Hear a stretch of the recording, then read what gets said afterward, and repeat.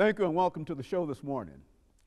The topic this morning is the Metropolitan Action Commission, and we're fortunate to have with us to talk about the Metropolitan Action Commission the Executive Director of the Commission, Mr. Walter Hunt. And of course, Mr. Hunt, let me welcome you to the show this morning. Thank you, Dr. Haney. I'm so pleased to be back to chat with you again. You know, I think it's a good time, Mr. Hunt, to talk about the Metropolitan Action Commission. I know that folks are familiar with it as an organization, but I hope this morning that we can give them some information relative to what you're involved in. But before we do that, let's talk about Walter Hunt. Let's have you to give us some information about your background, your education, and some of the things that were important in terms of eventually leading you to the executive directorship of the Metropolitan Action Commission, after which we'll talk about the commission and some of the other things that you believe to be important. Let's start off there. Be happy to.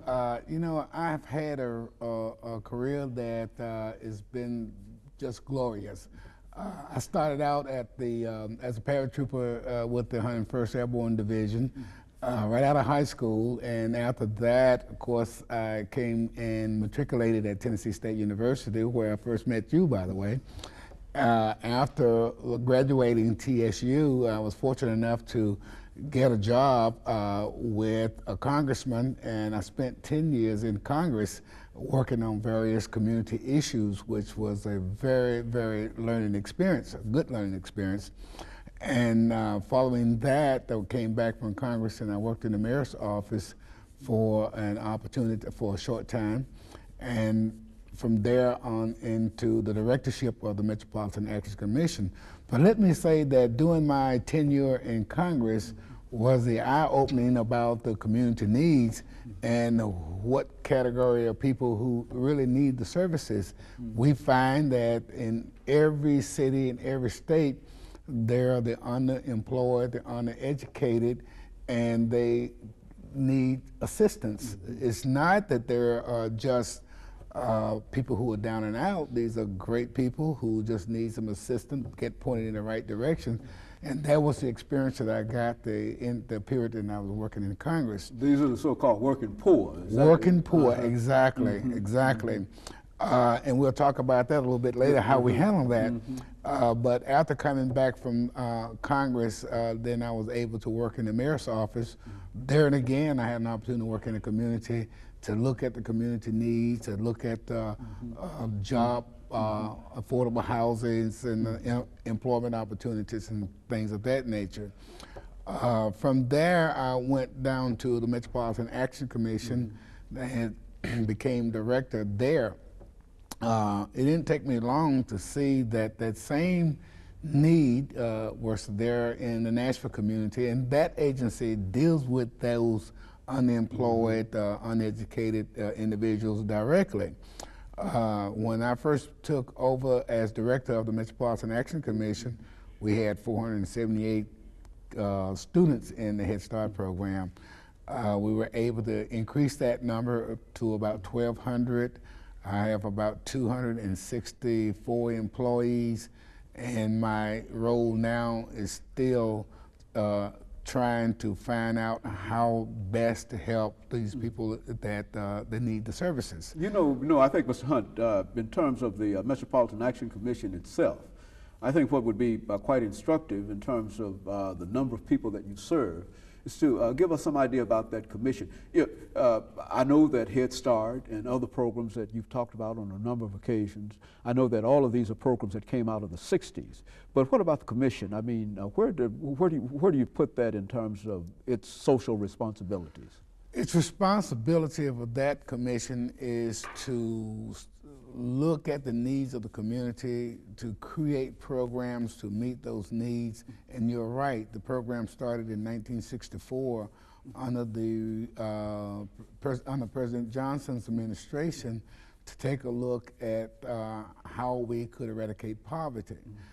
Poverty has been with us since the beginning of time, but we have made some great gains in trying to help people out of poverty.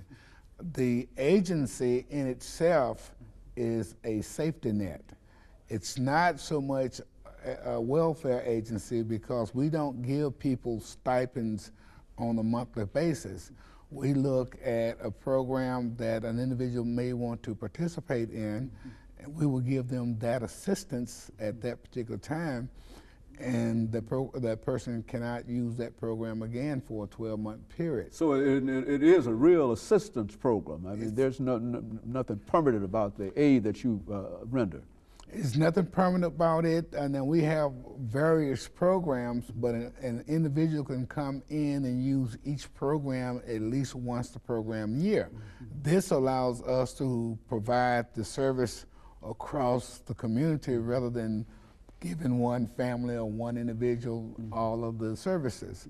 But the most amazing thing about that program or the agency, anyone can qualify for assistance of that program because it tends to pick up where an individual left off. For instance, if an individual is working like 10 years, been working 10 years, and they, for no fault of their own, break a leg, get sick, or have family problems, and they lose a portion of income, if not all the income, then they can come in and get assistance for that for that program, even if they were making $50,000 a year before they got injured. You see, so it's a real safety net to kind of shoot the gaps, to keep a family or an individual going during that time of hardship. And so the Metropolitan Action Commission really serves a real need, but now is it supported primarily by the federal government or by the metropolitan government, or where does the majority of the monies come from that you use to operate this program? The majority of the funds of the Metropolitan Action Commission comes from the federal government. About 95–97% of the funds are provided by the federal government.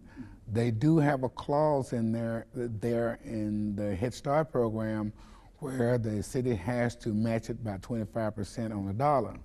So that's what we call local dollars. And we're getting toward that full match, hopefully under this administration. It has not happened in the past. So therefore, it's been a very limited program in terms of what we can do administratively and in terms of the operating budget. But when we get the full budget in there, I think we'll be able to provide even more services. And so there's a possibility of you being able to increase what you're doing in terms of reaching out and touching those, the so-called working poor, now with some of the new developments. Is that what you're saying? Absolutely. You see, what has happened, like I said, we have grown since 1988 by 70 to 75%. However, the operating budget has not kept up that pace because we've not been able to get the local dollars. I think we have a commitment under this administration to get those local dollars, so therefore, you're right, we'll be able to buy more supplies for the students, provide more services for the needy, assist more senior citizens, and expand the program overall. You know, I think one of the most important elements in the Metropolitan Action Commission has to be Head Start. And of course, we have only a minute before our first commercial break here, Mr. Hunt, and I don't want to raise any questions dealing with that and then have to interrupt you. But really what I think we'd like to do today in dealing with Head Start is to talk about some of your experiences and some of the things that you found dealing with the education of young children. That is to, you know, you've been involved in this a long time in Head Start, and you've been involved with Head Start and et cetera. Perhaps by the end of the show, we can at least leave with some impression in reference to what we have to do in order to educate our young children and some of the things that you have seen that we need to do or some of the things that we shouldn't do, and let's do it from that perspective. I think that with all of your experiences in Head Start and with the program and et cetera, we should be able to do that, and we'll do that when we come back during this second segment. And of course, we'll be back with you following this short commercial break.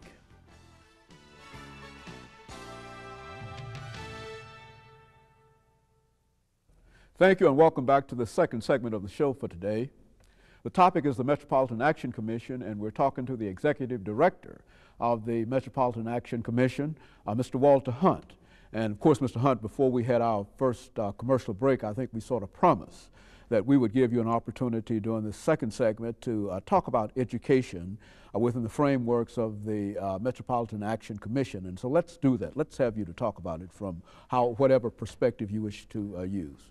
Well, I think the Head Start program is the most important program that we've ever experienced.